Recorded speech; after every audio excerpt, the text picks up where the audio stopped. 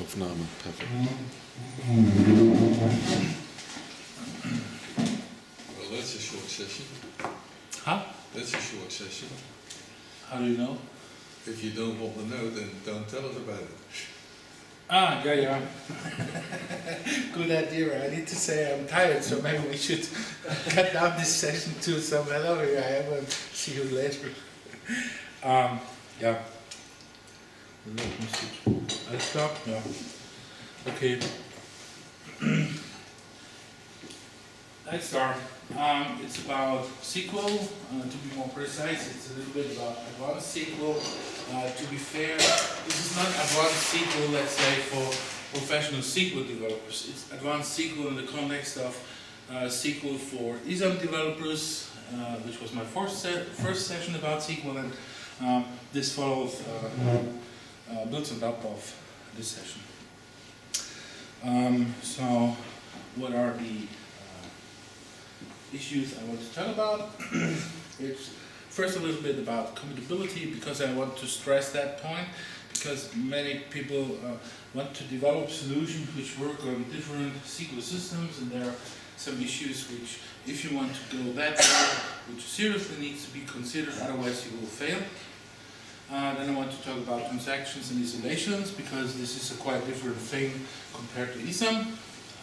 I mean, multi-user capabilities and how the SQL system deals with that complex. Then I'm going to talk about NULL or nil behavior in SQL systems and data types in general. And we'll a little bit into more sophisticated query processing beyond select where. I mean, aggregates, grouping, using views and things like that. So let's some people ask me about this bear on the bottom left. Discuss the experiment at Alaska. We call him Bero internally. It's the binary hero, Bero. It's a play with words, because Bero, it's an old Germanic term, and it stands for bear. So Bero, as an old Germanic term, is bear, and in this context it's binary hero. So it's a perfect fit, I would say. Unfortunately, Bero is not a polar bear in the old German Germanic term, but we redefined it. Okay, let's start with compatibility. I call it SQL reality check, because there have been many attempts in the past in other development languages by making use of class frameworks and other capabilities to create abstractions against SQL systems, being able to develop applications which are using SQL as a data access and data manipulation language against different SQL server systems such as Oracle, Microsoft SQL, MySQL, or whatever. But all these solutions are, in one way or another, finally doomed to fail for simple reasons. For example, some SQL vendors support a logical data type Boolean, others don't.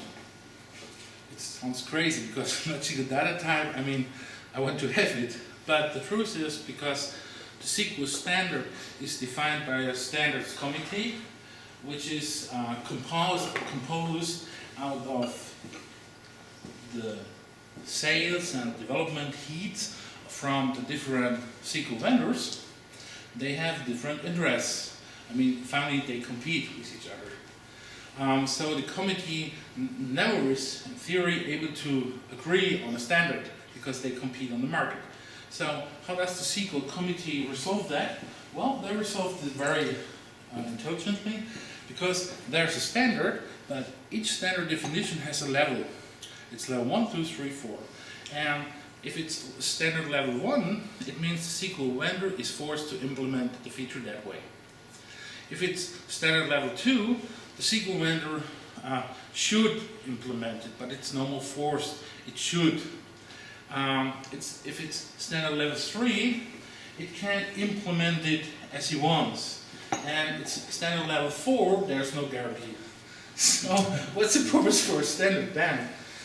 So the truth is, when you develop applications for multiple SQL systems by using, for example, Unified SQL or Path-through SQL, you are only allowed basically to stay with level 1, because that's the only guarantee. And if you look into the standards paper, there's a clear declaration of each specification which says at which level it's supposed to be. But it's not only data types such as Boolean, it's, for example, different string handling. Because different vendors couldn't agree, it's standard level 2 or 3 how strings get concatenated or how operations with strings behave. So it's not consistent over different SQL systems. That means one standard has a plus sign to concatenate a string, others have the pipe sign to concatenate strings. Different syntax. There's also different syntax how to embed a string in means of single double quotes, brackets, and so on. So syntactical differences. These syntactical differences have been the reason why we created Unified SQL. That at least when you work with level 1 functionality based on using Unified SQL, you don't have to deal in your code with these different syntactical nuances. You cannot change semantical or data type things because we cannot change the service, but at least the syntactical stuff we can fix to some extent. That's why, in fact, the Unified SQL we did. There's different null behavior. Null, if you compare something with nothing, what's the outcome? Is it nothing? For example, true compared with null or null. Is it null or is it true? Unfortunately, each SQL vendor has partially a different view on that, which means even the same select statement, again, or I'm talking about a little bit more complex select statement, but even the same select statement against the same data model, the same table on an Oracle and a Microsoft SQL Server delivers us different result sets. So we get different data back. Needs to be considered. And then finally there are some syntactical nuances in statements because they want to have additional features. For example, there's a feature to limit the maximum amount of rows returned in a select statement. It's very natural that I can write limit 10 and then only 10 rows are sent back from the server to me, but different SQL systems have a different syntax. One is limit, the other is max rows, and whatever. My point here is, when you plan to have applications that work on different SQL systems, you need to select. You cannot sit down and just write and say it works for anything. You need at minimum select which SQL systems you choose, and then carefully determine their most common denominator based on which you target your logic, your code you're writing. That's one thing. The other thing is, when you are creating complex applications, not caring about some specific vendor, always remember your code, your SQL stuff, at least when you leave the Xbase language level, is always tied to that vendor. So when you create stored procedures, they're just working with this SQL server. They're in most of the cases not working with different SQL servers because the stored procedure languages are proprietary in almost all SQL server systems. So they're basically totally different. In case if whatever, it's different behavior, syntax. So when you decide for SQL server vendor, you are locking, it's called a vendor lock-in. You're basically locking into that vendor. And because the SQL server is something which more and more data is supposed to manage in your company, in your application, more and more maybe stored procedures and other code is moved to the SQL server. Over time, it's becoming more and more impossible for you to move from one to another SQL vendor. That's why the prices of these SQL Server systems in the professional range are so high. Because there's in fact no real competition. because when you log in, after a couple of years, you never can move. In fact, companies move from Oracle to Microsoft SQL, but this is a super large project. They hire a lot of super specialists which have deep knowledge about this and the other SQL system, and which help them in migration of application, data, logic, and whatever. But these are really, really large projects then, because there's a lot of knowledge required to do that. You know, the SQL Server is not just a file on hard disk, it's a complex system with a lot of behaviors and preconditions it requires. So, reality check means don't be naive, just be prepared that there is no identical behavior between them. Case in point. Let's go to isolation. Yeah? Can you just hit those lights again? It's hard to see them. Oh yeah. Thanks. Thank you very much. I forgot it.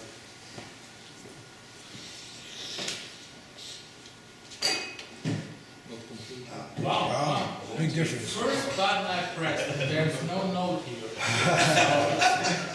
1 to 8 probability. Not bad, I would say. But as a matter of fact, I'm basically a lucky guy, so it's okay. These are isolation. Who can tell me what's wrong with this coding pattern? I mean, it's a typical coding pattern. I perform a seek on a table via index. I perform the log, I do the update, I perform the unlog of my record. I mean, log is dbr log, do the replace, do the dbr unlog. Any idea? What's wrong with that pattern? I mean, it's a typical pattern. Nobody thinks it's wrong, but it is. Well,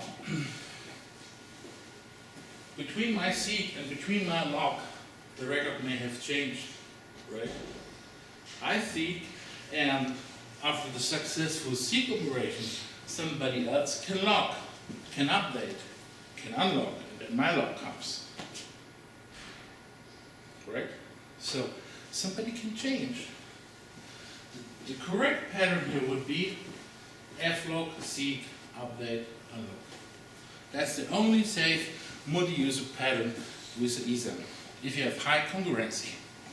If the concurrency is low, meaning of, well, your 10 users in the network are updating in a table of, let's say, 100,000 customer records each, maybe over a day, 10, 20, 50 records, then there's a low probability that there is a conflict on that record. But if it happens, it definitely will fail. And that's why, in some way or another, in the past couple of decades, you had data integrity issues with your applications, because you never thought about that hole, so to speak, in the concurrency pattern of your applications. Another point, has somebody any idea now what is wrong with these two statements? I mean, it's very typical that I moved to the ghost record, took the data from the ghost record, we have the typified, predefined data for the new record. The last record plus one might be a valid record by the time you did. Yeah, you know, it's exactly the same problem here. This operation is only, again, correct if it happens while the table is logged. Flog, do that, unlog. Then you're on the proper record. But otherwise, between determining the last record, doing this plus one and performing the go-to, another application in your network may have appended record. So in fact, you're navigating to the appended record and not to the ghost record. That's why IDS and why Xbase++ have this zero pattern, which allows you to perform a db go-to, open bracket, 0 db go-to. Because this is the only way to safely navigate to the ghost record.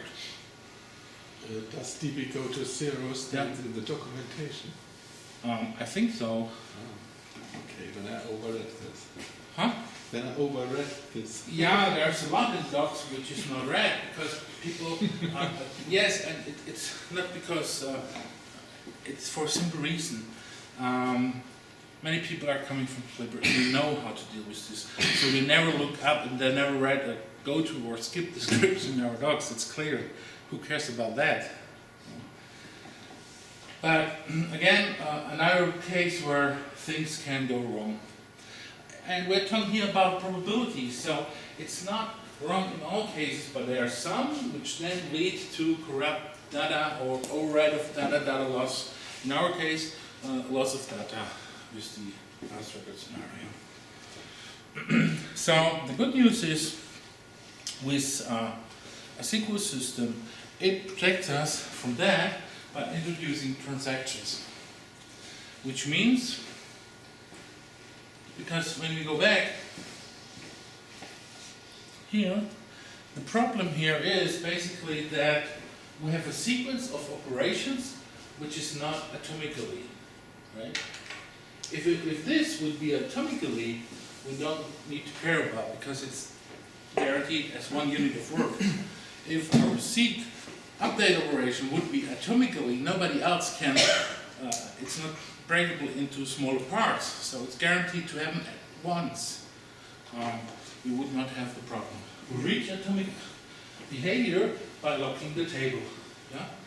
But in reality, I mean, it's not really practical.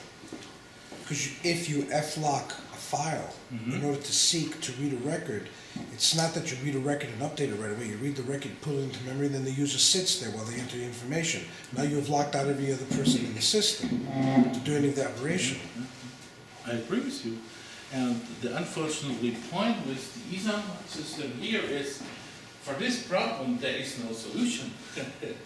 Because you can do the F-lock, but then if you have multiple users, as you said, you are running into this concurrency issue. And the problem, one moment please, the problem is, what you really need is something, a feature which is called lock transition.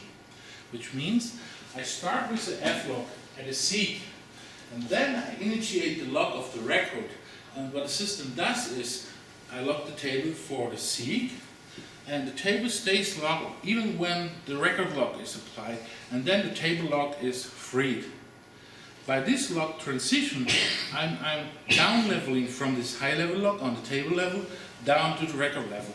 And then I have this, but unfortunately due to backward compatibility, it's not possible to have that, because what happens when I perform an F-lock, all record locks are released. So I can't do that, yeah?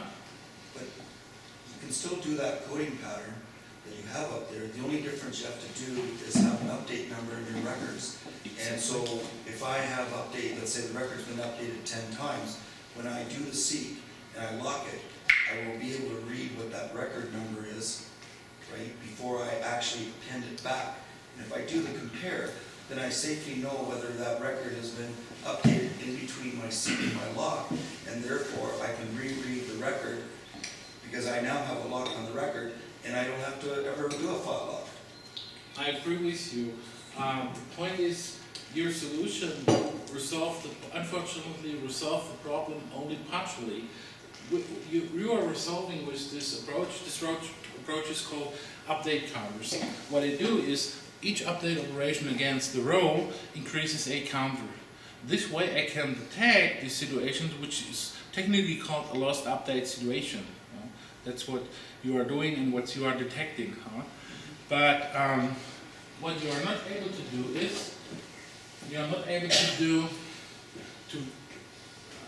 that you are seeking based on a key value, which at a point the lock exists, does no more exist. So if the key on which you are seeking is changing, your approach is no more working. Yeah, but you're not ever going to, normally when you're doing a seek, it's on a unique key. I agree.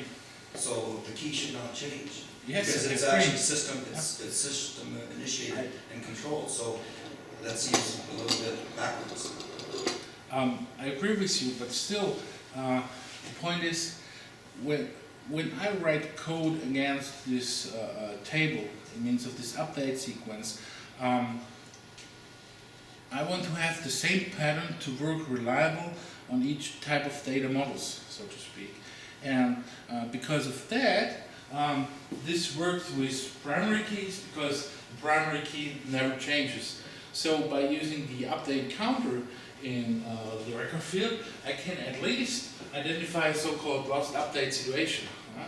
But if my data model is in a way that I'm here seeing about a foreign key because I moved the record position from an invoice, from one invoice to another by changing the invoice key, I'm lost. So it may happen. We're talking about probabilities here. And you're right, you can deal with the lost update situation, but the unfortunate truth is this pattern is not correct for all cases. That's my point, unfortunately. Back to transactions. All these patterns fail because the operation is not atomically, it's not a unit of work. And that's basically the idea of a transaction. Because transactions do nothing more or less than they bundle a bunch of different operations together and ensure all or nothing. That means all operations having or not even a single one of your operations. And that's exactly what I want, and that's, by the way, what I try to achieve by f-locking my table. I try to achieve atomicity by disallowing anybody else to do something with the table. Then I have it. But it's very inefficient, like you said. It's unpractical because this way you have the slowest application on planet Earth, so to speak, in your multi-user scenario. And that's where transactions help, because while this transaction is running, nothing is changed on the table. And the transaction by itself just records your operations against the data. And then finally, when you commit the operation, the real transfer of the data to the proper positions in your table happens. That's the commit operation. While the transaction by itself takes place, it's only locking the resources. It's trying to lock the different records involved. So it ensures while the transaction is operating that the resources to successfully commit the transaction are acquired. That's happening when you code runs. And when you perform a commit, the already locked data ensures that nobody else can change. So anything is written down atomically, and then the logs get released. So inside transactions, the DBMS, the database server, in fact, does lock our rows, but it's done automatically for us. We don't need to care about it. So if you have two users that access the same record, they have the exact same copy of the same record. One user changes an address field. The other user only changes the telephone field. Now when the first user commits back, and neither one knows what the other one is doing, when the first user commits back, she's changed the address field. When the second user commits back, she's changed the telephone field, but now have we rewritten the old address field back? Yes, this is a question of your implementation style. It's a very good question because with ISAM tables, I only can write back the whole record. That means the scenario he is describing, one workstation is sitting on the record Steffen, and the other workstation is sitting on the record Steffen. That both have the same old record on screen. Then workstation number 2 changes address, performs the save. Workstation number 1 still has the old address on screen. I'm now changing the phone number, pushing the save button, address change gets overridden. This is exactly what you described with your loss update situation. This is detected by a counter on your record, and then you can detect lost updates. But this happens only because we write the whole record, because ISAM always writes the whole record. With SQL, the good thing is we can create update statements just for a single column. That's, for example, what the ISAM database engine for PostgreSQL internally does. When you have, for example, 20 fields in your table and you change just 2 columns, only those 2 columns got updated. So there's a hidden benefit by using the Postgres ISAM emulation this way. In addition, it automatically avoids these type of situations for you. First thing. Second thing, when you are a SQL developer and write update statements by yourself, you are always writing only an update statement containing those columns which have changed. You don't write back the address in workstation 1 because only phone number changed. So we have an update on the value of phone number by the primary key of the customer, that's it. You don't write a record, so lost updates don't occur in your case. Huh? They may occur if he and you are changing the same field, but then we already need to decide internally who is winning that conflict, and here we can set up a rule like last wins, and that's it.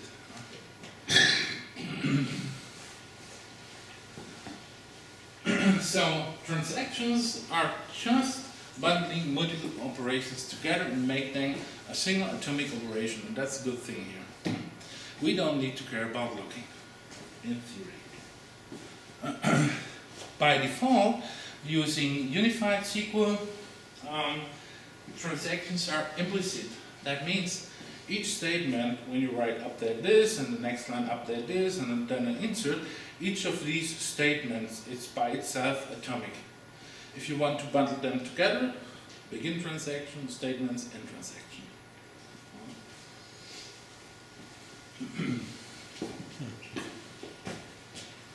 But an update statement in SQL can span update of multiple rows, and because the implicit transaction is valid for this statement, even if you are creating an update statement which mutates multiple rows, this is already considered an atomic operation, so this is automatically done. So you can really remove all, let's say, positions of an invoice in one bunch, and there's no inconsistency in means of only 3 are removed, but 2 are still there.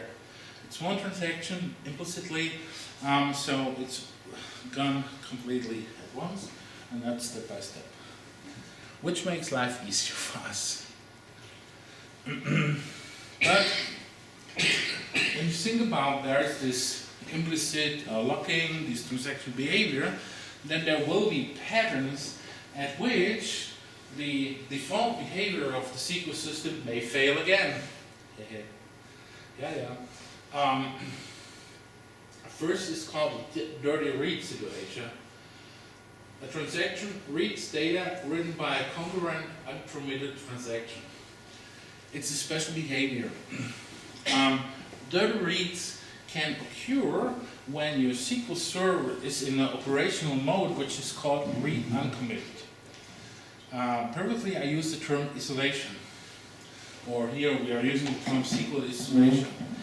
Isolation is a feature which defines how transactions see each other, how a select sees the outcome of a transaction or the process of a transaction.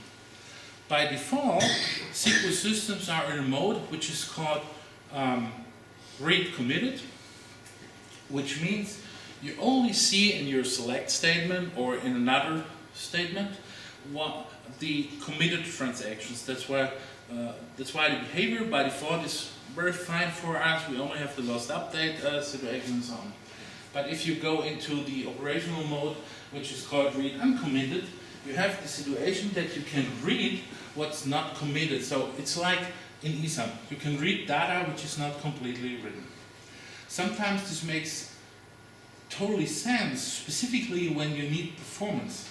In a high concurrency database system where many users perform update, you want to read data as soon as possible, because transactions and the acquiring of resources is expensive on a SQL server, it costs time. Non-repeatable read means the transaction rereads data it has previously read and finds that data has been modified by another transaction. That's like I'm starting a transaction, begin transaction. Then I do a select to gather some input data, based on which I perform updates, and then do a select again for the same input data in a different context, and then I find the previously input data from that select does not match the input data now for the select. The big thing is here, we're inside a transaction. So we want to have consistent view against data and not a view where somebody else can change or is able to change data while we are planning to change data in our transaction. To do this, you need to increase the isolation level of a SQL system, which means the default behavior is read committed. You go up to, for example, serialized. Let's look at this. Maybe it's now clearer. Read committed, as previously mentioned, is the default mode of a SQL system, which means I can only see data committed by others in the network. That's default behavior, and it makes total sense, and it's good for us in 99% of our cases. But when I have a lot of mutations against my data source, a read committed may decrease performance too much. So maybe I'm going down to read uncommitted, so I can even see data which is not completely written. So I see data which may be incorrect, but this comes with the benefit that performance is now much more higher because the SQL server does not need to log the records. The truth is, the term I'm using here is wrong. I said log the records. I need to explain why logging is very expensive on a SQL server. I'm talking not about explicit logs, I'm talking about the implicit logs of data when a transaction begins. On SQL servers, these implicit logs are very expensive. Enormously, by the way. 100,000 times expensive than with the ESAM. When you think about our ESAM table, it's great. It's fixed record size, it's record numbers, and to log a record, I just need to log that region and that's it. It's a very easy operation, it's very simple calculation. Storage in SQL Server systems is not composed that way. It's much more complex. The first thing you realize is SQL Server systems has in most of the cases one file. And in this file, it's something which is called page. In fact, the SQL Server data storage consists on an enormous large amount of pages. These pages are in fact, and now we get back to the index problematic. These pages in fact build a very complex tree-oriented structure. And data of a row, data of a record in ESAM is completely sitting here. Field 1, field 2, field 3 of our customer 1200. Data in the SQL storage of a single record may be stored here, field 1, field 2, field 3 of customer ID 1200, 1200, 1200. That means there are a lot of different places. And we learned with the NTX CDX, the database workshop, that logging in trees and updates in trees is a difficult and expensive operation. So when I change data, I want to acquire resources, it's very difficult to just log a subtree. The SQL Server does log subtrees, but it's tricky because when he logs that, in theory, nobody can update this and this too, because it's logged. An update here may force a change here, so when you're on that node, even data which is not on the same record gets logged. And because inside this page there's even data F3 of customer ID 1400 and F3 of customer ID 5620, when it logs that page, the SQL Server, it logs pages which are used to store other customers' data.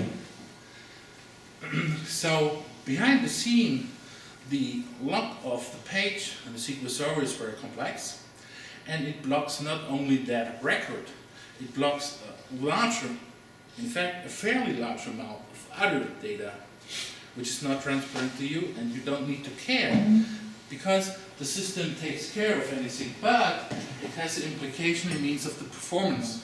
And that's why they have this read uncommitted feature in the SQL Server, because then no logs occur. This entire overhead is no more there. You have no more consistency guarantee, but you have the performance. So it's a workaround for the performance issue related to this. When you are gathering, for example, geometrical data from a table and want to update and so on, then sometimes it really makes sense to gather the data using read uncommitted, because it's faster if there are updates. With the PostgreSQL, that's my primary focus. The good thing is PostgreSQL implements a feature which is called MVCC. And that's different to many other systems.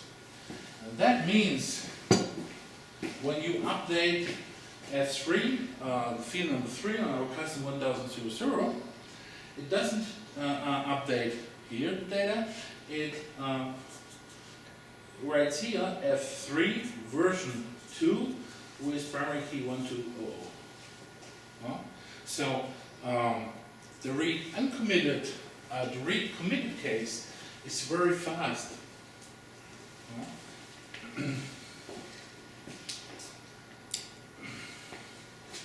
And because of that feature, it's called multi-version concurrency control, the implementation of repeated read and serialized read inside, as an isolation mode, inside the PostgreSQL server are identical.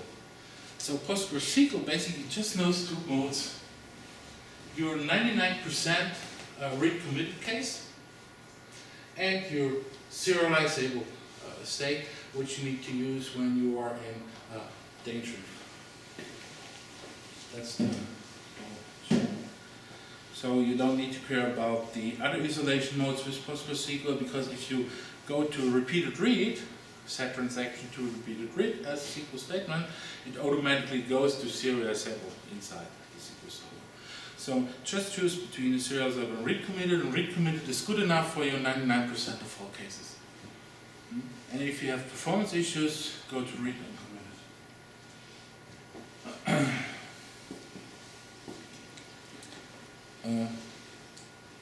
Yeah. Some questions about this behavior or transactions? Yeah? Just mechanically, when you issue the statement of begin transaction, you have a series of changes and updates that you want to do, and then you commit. Mechanically, is everything gathered and sent to the SQL server at one time, or are all these steps happening sequentially as you've coded?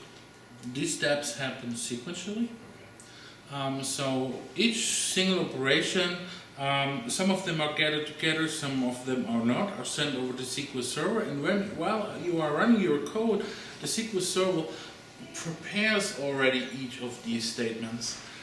In fact, when we talk about mechanics,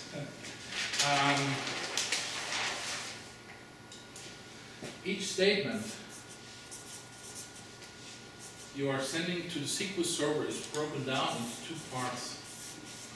It's a prepare stage, and it's a execute, which is broken down into a commit and abort stage. So whenever you send a statement to a SQL Server system, it first does the operation which is called prepare. The prepare does the following. It looks for the related data and looks if it can successfully acquire the necessary resources to perform the desired operation.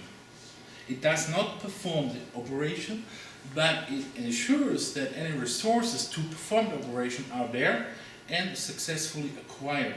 So after this prepare, the system is able to successfully perform or to fail. It knows in prepare stage already if it can perform or not perform successfully the operation. And then there is the execute of the operation, which has the outcome of a commit, which means anything is done successfully, or of a abort, which means nothing is done in fact because we get rid of the operation. So when I have a begin transaction, each statement is prepared, and only at the commit transaction the execute commit path, or at an abort transaction the execute abort path is executed of our statements. So they're basically sent twice, not really, but mechanically. Does that cover your question? I think so, yeah. So there is some need to be somewhat efficient in between begin and commit, so. You don't Well, wanna write a novel. generally the following is true. When you use begin transaction, write 5 updates, and have an end transaction, this is faster than just writing 5 single update operations. This is because a transaction is considered to be atomically. So what in fact happens, the system performs the prepare stage. The prepare stage is internally broken into this, I told about acquiring the resources and recording the operation on hard disk. And then the client station is free of anything. The client station does not care about this operation because the other part just takes place on the server. And so when you have begin transaction, let's say 100 updates, and end transaction, this is definitively faster compared to having just 100 update operations in a sequential order. Better answer for you? Well, no, that's a very good answer, thank you. Okay. So what if it wasn't an update? What if it was simply 2,500 appends? It's the same, it's faster. Appends are enormously more faster when you do it in a transaction compared to a non-transactional behavior. That's a simple reason.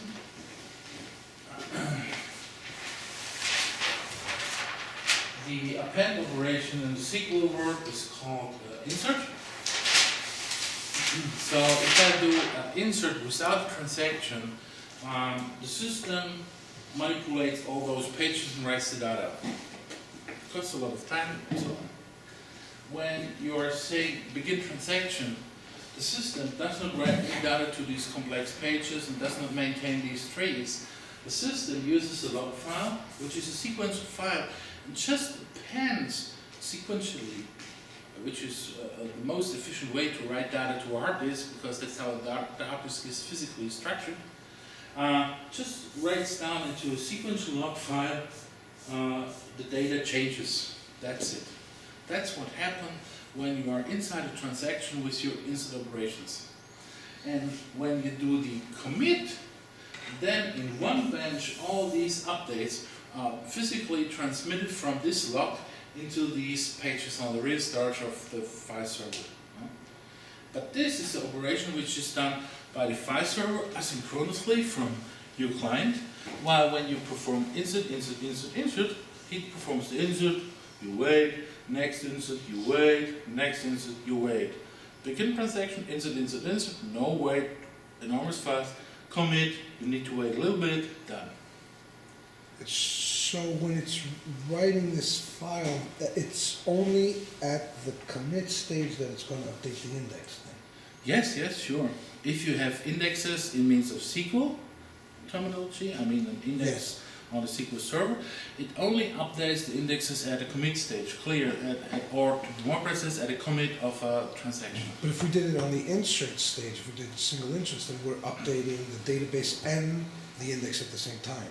Yeah, So we're actually going to save a tremendous amount of time by simply doing it in one batch and updating the index in one shot. Yes, you are saving a Because you got to lock each time yeah, as you're yeah. doing it. And of course, just a side note in this context, when you have performance issues with the SQL Server system, you don't need to increase the quality, the speed of the hard disk for the whole storage. Just add a high-speed flash drive, a SSD, to this, and have the write-ahead log, exactly that sequential log file for the transactions. It's called transaction log file. Have that on the SSD, and your SQL Server speeds up 10 times, 100 times. Unbelievable how you can increase performance of a SQL Server by just adding an SSD for that specific file. It's called write-ahead log or transaction log file. Yeah? So if you were running a batch process and you're updating, let's say 1,000 records, Yeah. but in that time there's another person that happened to be updating one of the records that were actually being handled in the batch process, it would actually try to append that on a different log page, or would it append it to that same log page? And then try to resolve the difference in versions afterwards? No. Yes, what it does is it appends the other transactions from the other client, so to speak, or the other connection to the same log file. First thing. Second thing is, because we learned a transaction and the outcome of the transaction in means of data changes is only visible to the others when the transaction committed, the one party doesn't see what the other party does. So we have here again traditional lost update situation and already data others changed. And that's the key. When I have this situation, I need to go to this serialized mode on the SQL Server, because then transactions can no more overlap. It means of the same data. Okay? Yeah. Are there any limitations in transaction size? Yes, it's the size of this file on your hard disk storage.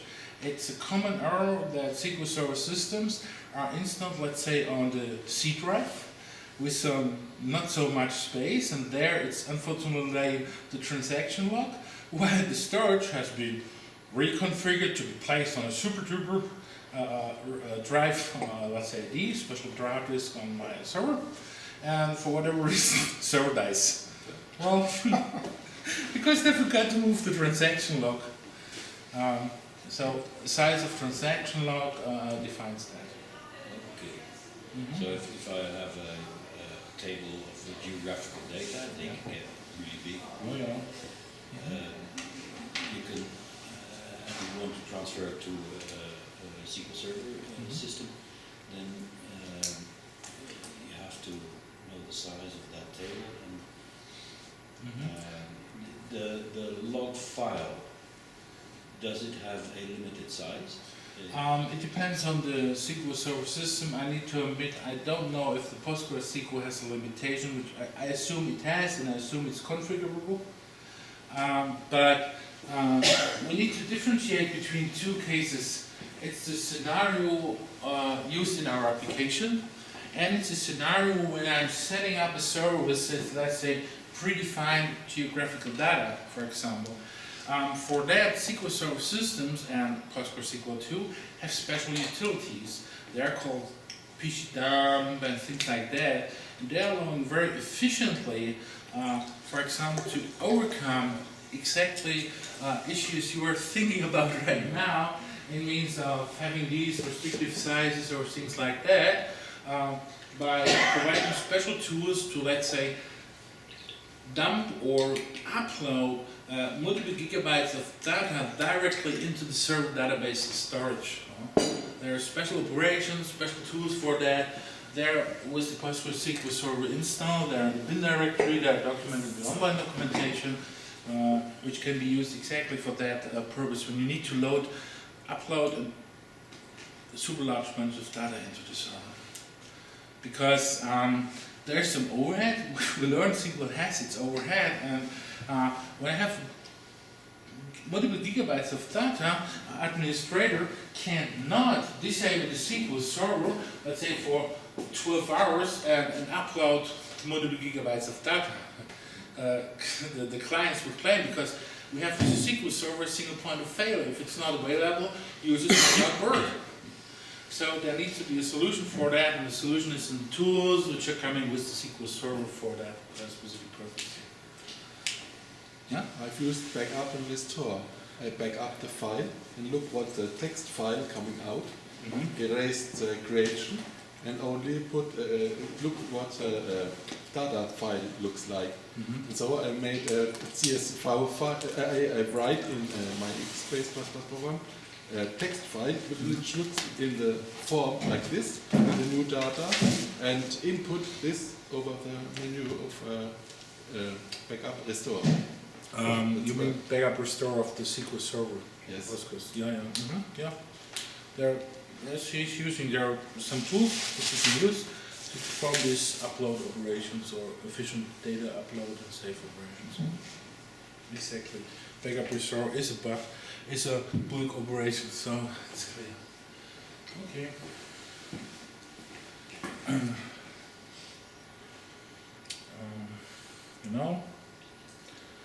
Okay.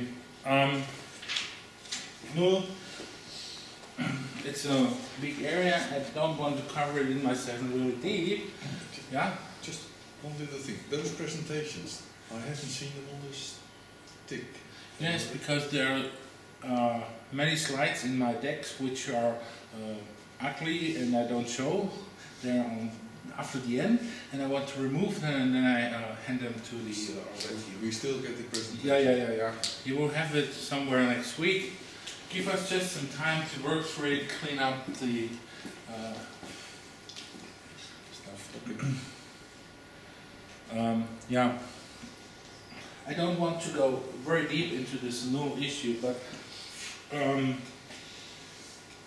nil in Xbase++ means unknown. Means no data, nothing, undefined, unknown. And the same is true for SQL and their column definitions. So in theory, a column can have a state, which means unknown. No data, so to speak. No empty data, no data, no definition. Because different SQL systems behave differently, and because for us as human beings, ternary logic, tree-state logic is sometimes difficult to understand, because anybody knows Boolean algebra, where true and true equals true, true and false, it's false, true or false equals true. When nil or null comes into this equation, what's the outcome of true or nil, or false or nil, or nil or nil? Nil or nil, maybe nil. But is it even allowed to perform a logical operation such as you or between nothing? So a lot of questions came up when you think about tree-state logic in reality and means of typical Boolean operators. So there is let's say, a couple of golden rules and principles which I wrote down here in means of null or nil behavior best practice. The first thing is, when you create a data model, seriously think about which of the columns really have that state unknown data.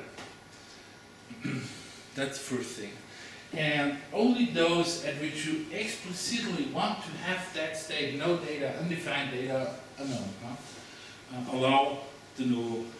For all other columns, strictly define a data model when you create a table, not null. First thing. The second thing, for all others in the field which are required, define nothing more except not null. For those fields in your data model which are optional, for example, middle name, last name, middle name, first name. Middle name is optional, some people have, others don't have. And you want to have a blank, define empty values, or to be more precise, define default values. So for optional, not required values in your data definition, define a default values. So it's okay. And when you write down expressions, use coalish, null if, or things like that, because it's easier to do it this way. We added in 1.9 already a couple of functions such as coalish, null if, and so on. We added them to deal with nil or null state in the context of ODBC and ADS ADT tables. Just look into these group of functions and became familiar with it. There are simple functions. Coalish is nothing more than if parameter 1 equals null, try to return parameter 2, but if parameter 2 equals nil, is null, try to return parameter 3 of the coalish function. In other words, coalish just returns the first non-null parameter passed into coalish. So it's a simple, efficient way to determine the first data you have. That's how in SQL systems and expressions coalish and null if are used to deal with this unknown no data state.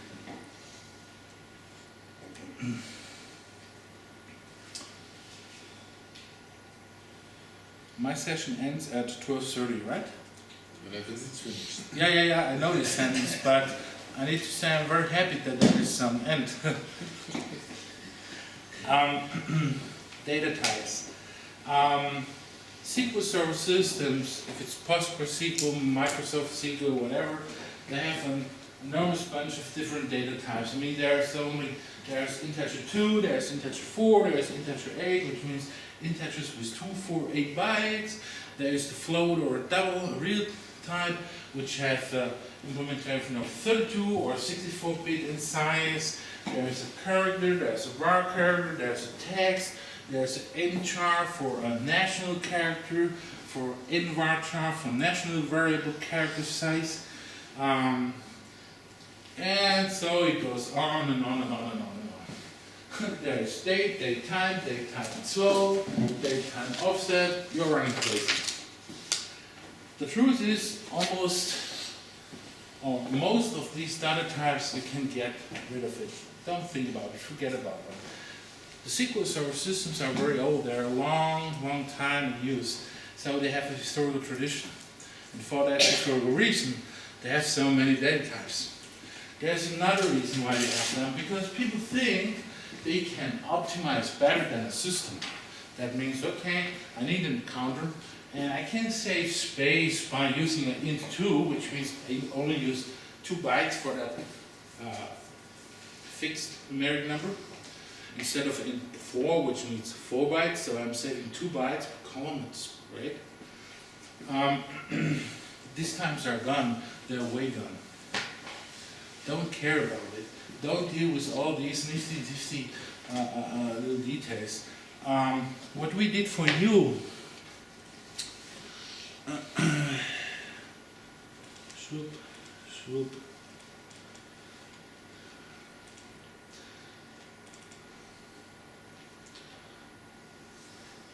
I have even the older documentation of my laptop, but that's okay.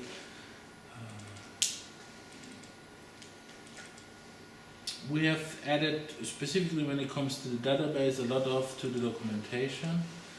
I would like to I would like to point you to the section is choosing the proper data type, and the conference builds online documentation. It's a lot of written information about choosing the proper data type. What we did is we selected, we reviewed it. We reviewed secondary literature, we reviewed best practice literature, and wrote down some type of decision diagrams for each group of types, such as numeric character, temporal data type, for date time purposes. And based on this description inside this chapter, and based on these diagrams, you can safely decide which data type. This is numeric characters. And here we go with temporal data types, means of date, date time, interval, and so on. Based on these diagrams and the text included here, decide which data type you use in your data model, please. I saw double and Yeah. So, okay, sorry, you. I saw double and currency data types on the database, but inside Xbase we don't have this long numbers. You mean the currency? Yes. Do we get this? Yes, but not in 2.0. Okay. His question was about, in fact, about a much bigger issue. He asked about if there will be some data types such as currency or money in the future in Xbase++. With 2.0, we added timestamp and interval, which allows you to do temporal arithmetics completely on the language level. But we didn't add money or a numeric type, which means right now in Xbase++, you have an integer and a floating point number. When you are using numeric values on the language level with variables. And when you do calculations, the calculations are using the floating point math of your operating system and the processor, so to speak. Which means, by definition, now the shocking part, floating point numbers never can do calculations correct. They are by design wrong. That's why floating point numbers and the floating point math unit on the Intel system is called approximate numeric. it's an approximate numeric. It's not an exact numeric, which means he never can calculate correct. He only tries to be as correct as possible. That's why you have that many rounding errors when you don't round, and that's why you should round when you do calculations. When you do calculation with fields on a table, you don't need to care, because the fields on the table are typed as the numeric, 5.2, 5.4, and performs that type of operation, I mean that's that correctness automatically. But when you move from calculating with fields on the table to calculating with variables in runtime, you're moving from the numeric of the table to the floating point of the runtime, which is then bound to fail when you don't round.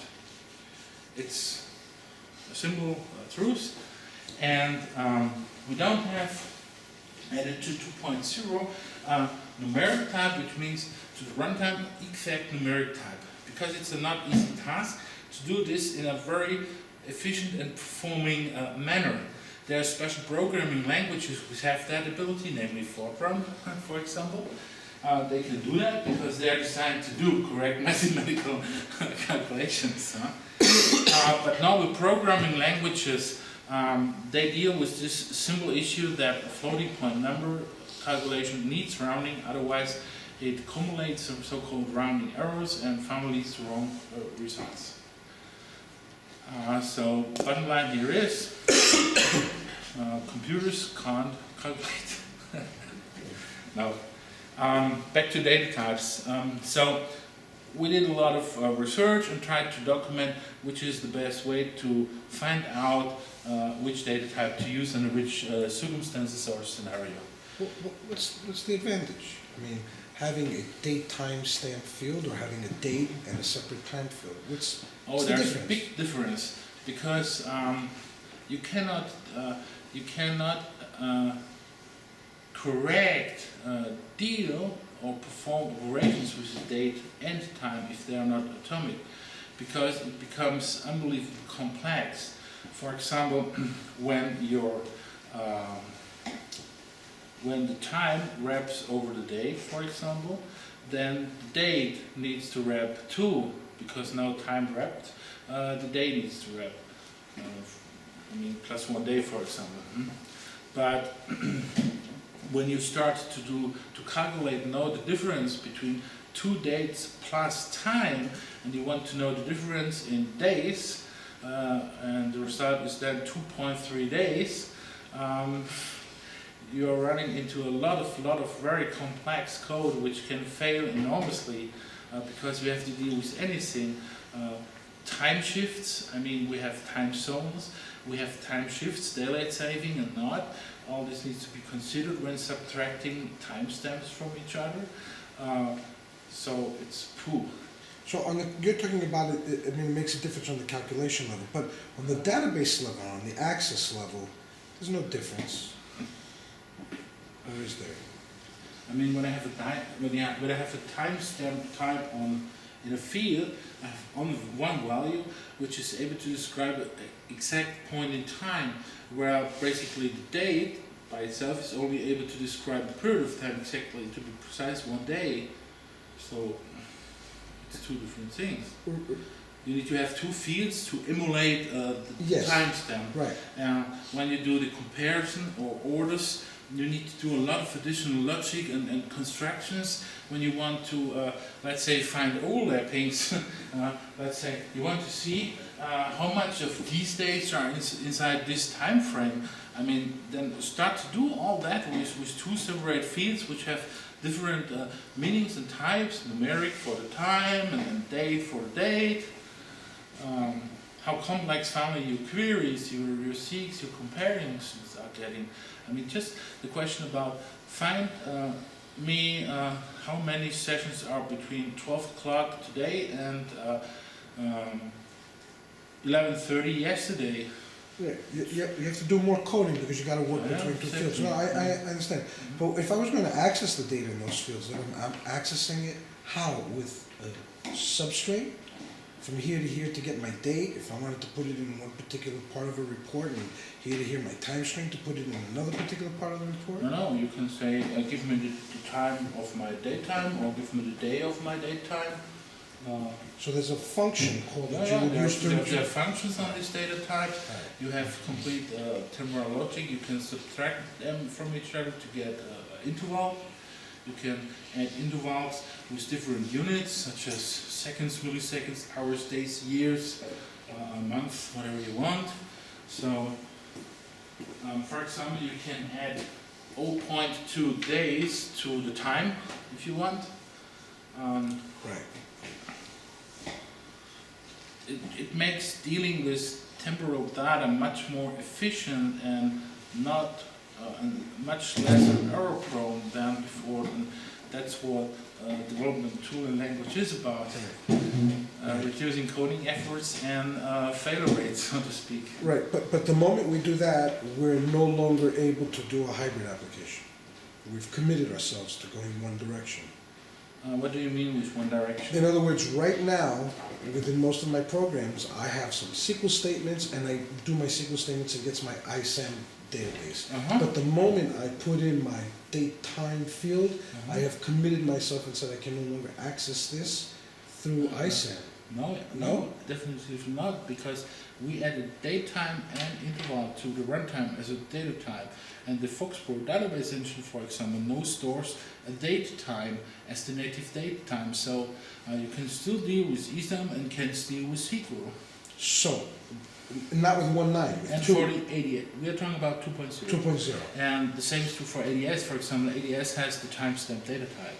And it's perfectly matched for the timestamp of the 2.0 runtime. Yeah, but they have the date timestamp in the ADT file. They don't have it for the PDF file. Okay, then you can use it only with ADT. But, it's good. No, I like it. I'm just trying to think now how to implement it. The date time is a new data type. You have date, and if you don't need time, you can use date only. Yes, sure, and you can extract date from date time or time from date time, or you can create date time from date. Right, but my question then is the ADS. Will it run currently under ADS? I have to play with it to see what it'll do. You are not locked into one direction. That would not be the ideal tool. No. Yeah, right. Okay. Yeah.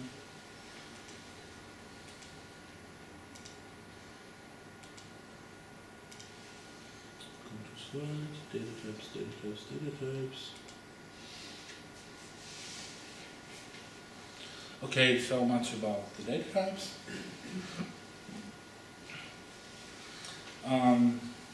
Tables and views. In the meanwhile, we learned what's a table in the SQL case. We also have an idea about what's a select statement. It means I create some subset or a whole set of the table.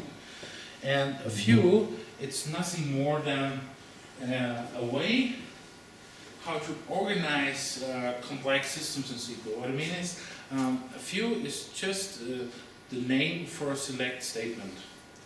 It's very easy. So it allows us to structure our select. In other words, let's think about, we have the data model, but very often I want to have some specific views against my data.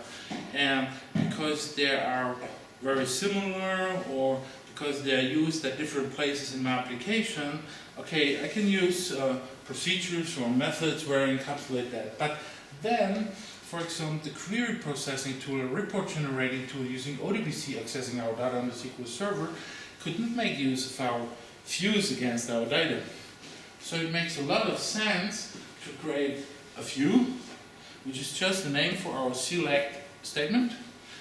Then later on use in our application just the view. We can use the view such as a table, so even when we have a view, which is in fact a select statement, we can then write select star from name of view where blah blah blah blah. So again, we can use select where in the from class we have tables and views. So it's a very good way of you to structure that. Show you?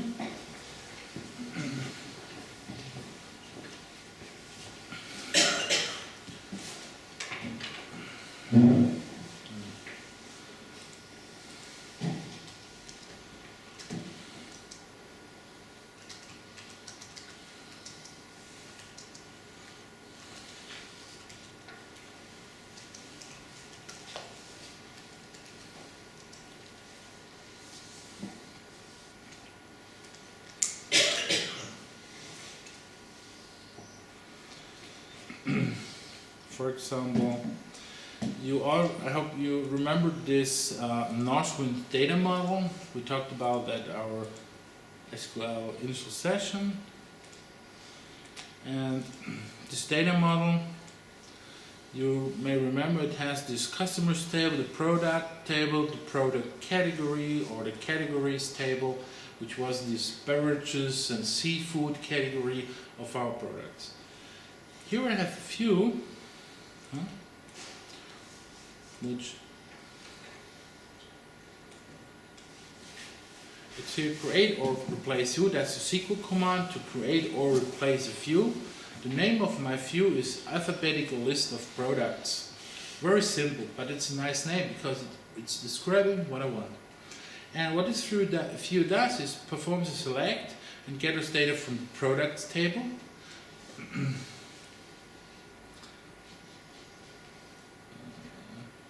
But also from the categories table and the category name, because there's this one-to-n relationship.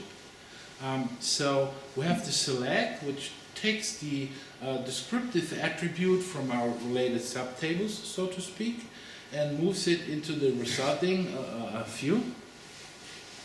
So it's a simple select with a join which aggregates the data from these different tables. And inside universal unified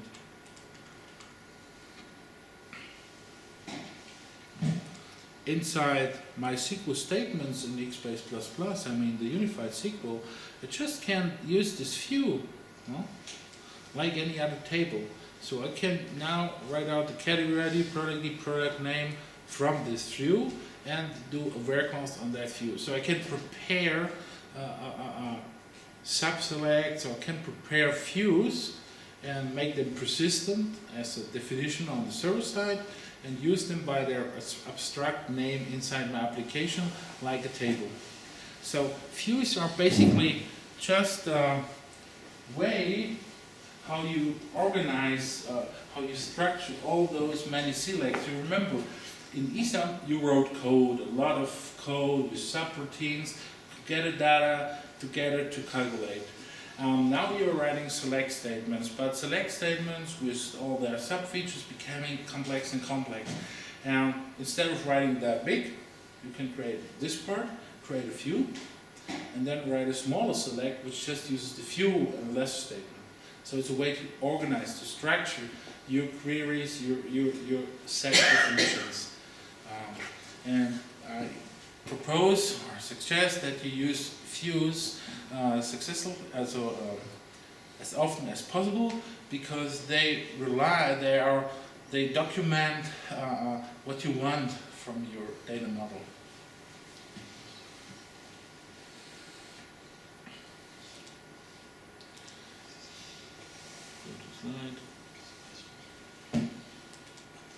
But besides this documenting character, a means of structuring our selects, views have a lot of other nice use cases. Let's assume the following. I have an application, it's at my customer side, and I need to change the table structure because this is a very old application. It developed over 10 years, and now it's time I decided I want to change the custom table. You remember we had this talk about this cardinality with the phone numbers in our customer table, where I said we need to move that in a separate table. With Isern, when we do this, we need to restructure and review a lot of code in your application. Clear, because there's a lot of logic in our application. With SQL and views, we can do something very tricky. We can create the new table structure. And then we can load the data from our old table into this new table structure with this one-to-n cardinality for the phones. And then we create a view which has the name of our old original table. And our application is using the view, and the new code we are writing is using the new table with the new cardinality. But then all updates fail. Huh? Then all updates fail. Another point. This way I can move forward at least in the major part where I put my data. There's always one point in my application where I update data, but fortunately this is not the major part of my code, it's the small part of my code, and sometimes even I don't update. And that's the drawback of views. The name says it's a view. You can't update data. Peter mentioned that, and it's very important. So I can use this approach, yes, but I need to change the places where I update my data, but still the benefit is great, because I can, out of table structure, I can even change my data model, and I can use a view to mimic old behavior. It's perfect, wonderful, great. I can save a lot of time. I can move applications forward without disrupting operations. And views would work with the ISAM files as well? Yeah. This view works with the ISAM case as well. So the view itself actually contains the data, not references to the data, which is why the view doesn't, it references the data? Yeah. So then, if I take a view and I save it, if I call it back later, does it update based on the updates to the table? Yes, you cannot save a view. You use the view in the select, and you get the results out, and when you redo it, you see the updates others did on the table. So views see the update, but views are not updatable. You cannot change the data in your view. Some SQL Server systems allow that, to be fair, but not in all cases, because there is no orthogonality. There is no always way to definitively come back from the view to the original data. Right. So not all views are updated by definition. Yeah. You can define a view in your database. Yeah. You can also create a view using a SQL statement. Yeah, naturally, as much as you want. You can use it in your Xbase by sub application. Is there a speed difference? No, there's no difference here. There's no speed difference. So what's stored in the database is only the definition of this SQL statement? Exactly, that's all. Yeah, there's no more to say here. Exactly, that's correct.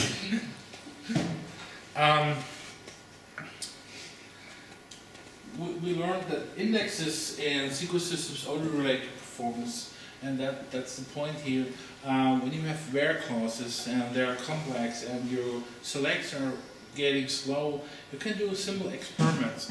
Take the fields, which are members of the where expressions, and create an index over these fields. Measure execution time. You can do this by the Postgres admin tool, which always shows you how much it took. You can even use a feature which is called explain. Then the SQL Server explains you the costs about the operation if you want, but it's a different thing to understand it really. So just stay with the time in your first step, please. And then see how fast it goes. Remove that index, put the index on a different column, measure again, put it in both, measure again, decide how to move forward. It's experimenting, and the index on the SQL Server diff site, it's just for performance reasons. There's no other reason. As always, some very intelligent guy could create out of any column an additional index. But this is a bad idea because we learned this complexity here. So we create a lot of overhead on a SQL Server system. So golden rule, the lesser the amount of indexes, the better the performance is. And also if your tables are very small, sometimes or very often indexes are irrelevant. What does it mean small in this? Small means, let's say, 1,000 records, let's say 1 megabyte of total size, something like this. This I would consider small.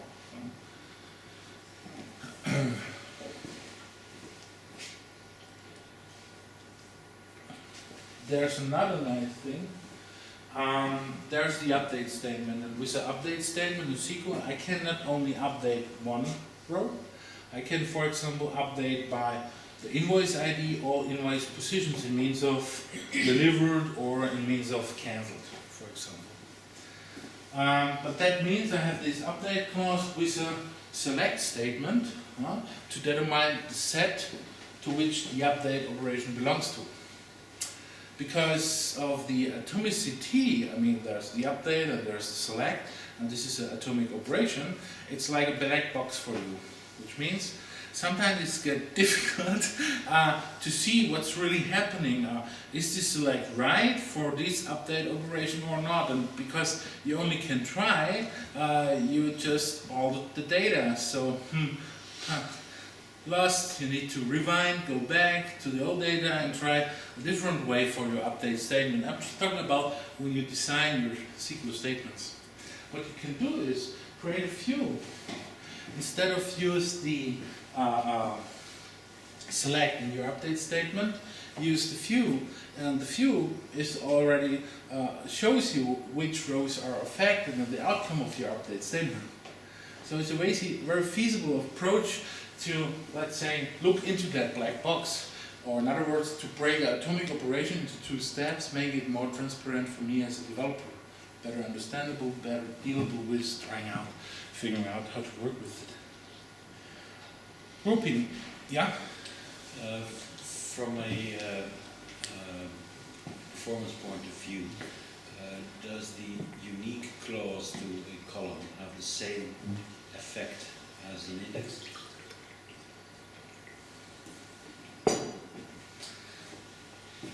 It's my understanding that this really depends on the SQL Server system. So it depends on the SQL Server system. I think it also depends on the amount of data, because some SQL Server systems, when they see, for example, the table is small, and I'm talking now about, say, 100 kilobytes, they throw it into memory, create a hash for each key, for each column. So there's no more any performance. It's enormously fast, because they don't need the index then. You need to try it out, because there's so much. It's a secret always of the SQL Server, this type of behaviors. Even the same SQL Server may behave different on the type of the column, on the amount of data, because of the enormous amount of different optimization strategies of the SQL vendor applied to that DBMS system. So the golden rule here is, for all these type of questions, you need to try out, and also you need to try it out on different hardware, because the SQL Server may behave differently depending on the available resources. It's clear, because he knows the resources and he decides how to use resources efficiently. The more main memory, the more it sucks into main memory, and there's no need for indexes. The less in main memory, the less amount of hash tables or whatever can be created in memory, so it needs to use data structures on disk, and then indexes became more efficient. The slower the hard is, the better it is to have it in memory. Even if memory is very slow and restores, the speedier the hard disk is, for example, the 7,200 RPM disk and things like that, the whole picture changes. So the truth really is, you need to try it out, and don't conclude from your experiments on a specific hardware scenario and on a specific data amount that it will behave the same at all your customer sites. It's definitively not the case, because that's not the idea of SQL Server. And that's where things getting really woo. Because now, to have a performing system,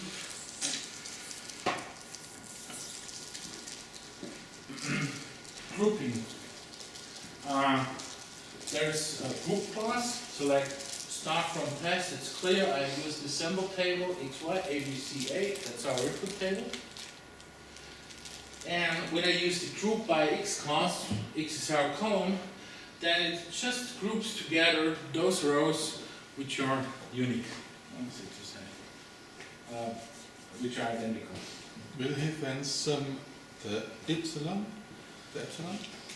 So A3 plus A1, so epsilon's column is A4 in the group. Summiert er dann auch oben durch, wenn er mal sagt, gruppiere nach, und er filtert wahrscheinlich nur die A's aus, in der eine Spalte summiert er dann die Inhalte von Y auf, oder hat es einen anderen Zweck? No, right now it just did grouping, which means the system just groups together those rows which are identical. That's all I get. What you mean is the next step. It's the step when I'm creating aggregates, which means I'm creating sums or a count, the amount of identical rows, or I create a sum of values of identical rows. Is that your question? So we will get only 3. So this select from test group by X is the same as get only the captions that are not unique. Ist es true? Also warum macht man das dann? Dass man nur die Sätze kriegt, die einmalig dann drin sind? Yes. That you can use a distinct instead, if you like, in this simple case. But I use this step to explain grouping by itself, which means you have a table with many rows, and when you use the group by column, then it effectively removes all duplicate rows by that column.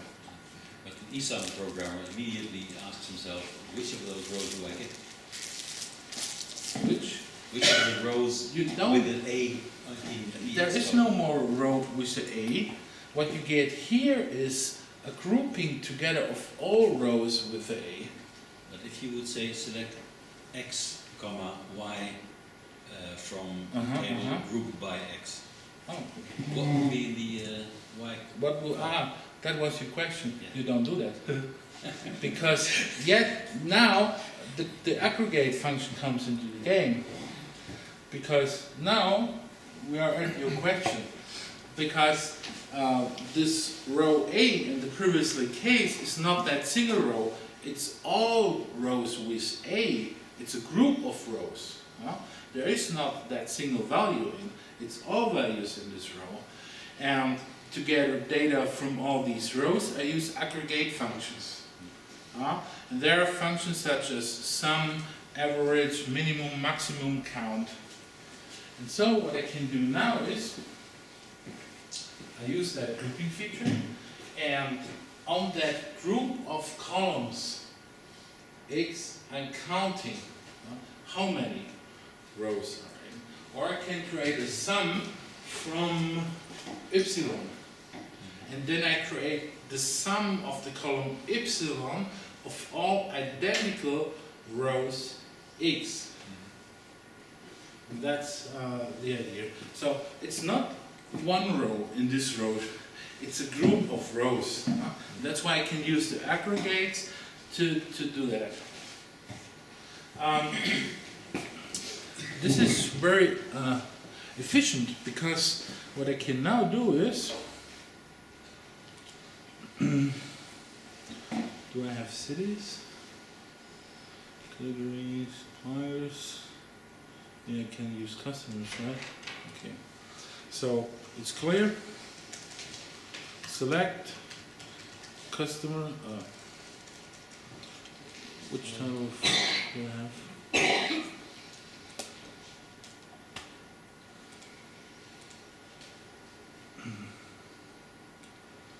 Let's say city and company name.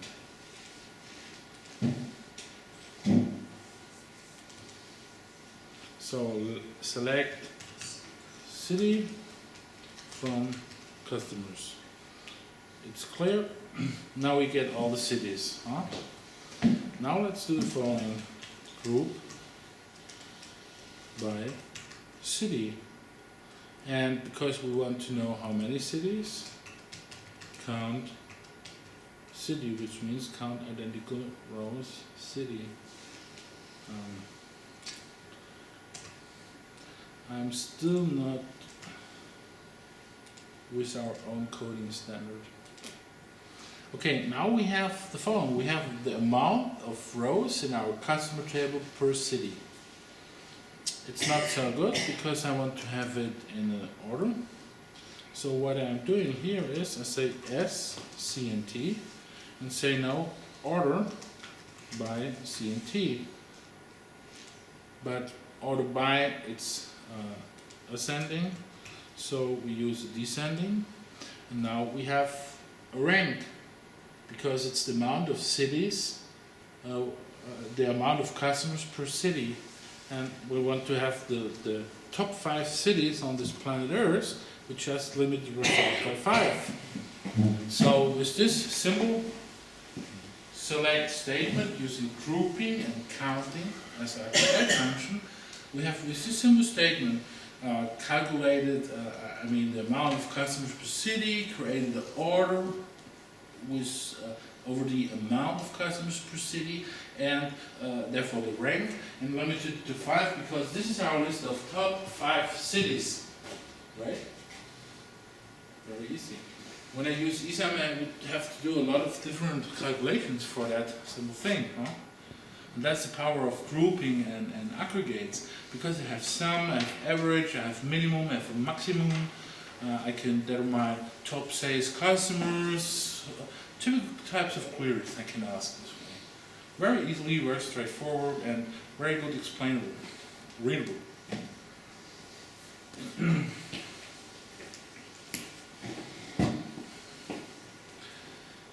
Boom.